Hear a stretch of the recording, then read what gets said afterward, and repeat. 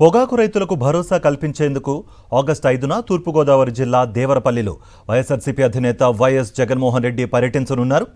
YS Jagan పర్యటన ఏర్పాట్లను వైఎస్ఆర్సీపీ నేతలు పరిశీలించారు.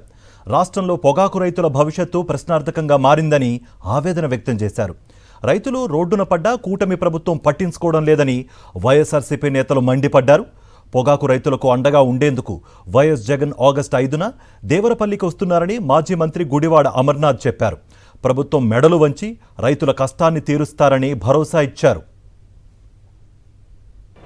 ఈ రైతాంగానికి పొగాకు రైతాంగానికి రాష్ట్రంలో ఉన్నటువంటి పొగాకు రైతులకి అండగా నిలబడడం కోసం రేపు ఆగస్టు 5వ తారీఖున మన దేవరపల్లిలో ఉన్నటువంటి టొబాకో బోర్డు దగ్గరికి వచ్చి రైతులతో కలిసి వారి కష్టాలని తెలుసుకొని ప్రభుత్వాన్ని నిలదీసి ప్రభుత్వం తాలూకా మెడలు వంచి ఈ రాష్ట్రంలో ఈ లక్షలాది మంది పొగాకు రైతుల తాలూకా కష్టాలని తీర్చేటువంటి దానికి రేపు తూర్పుగోదావరి జిల్లా దేవరపల్లి టొబాకో బోర్డు దగ్గరికి జగన్మోహన్ రెడ్డి గారు రాబోతా ఉన్నారనేటువంటి విషయాన్ని ఈ సందర్భంగా రాష్ట్రంలో ఉన్నటువంటి రైతాంగానికి అందరికి కూడా తెలియజేస్తూ ఉన్నాం. రాష్ట్రంలో ఉన్నటువంటి ఈ ఏరియాస్లో ఉన్నటువంటి రైతాంగం అందరూ కూడా ఆ కార్యక్రమంలో పాల్గొనాలని చెప్పి పిలుపునిస్తూ ఉన్నాం.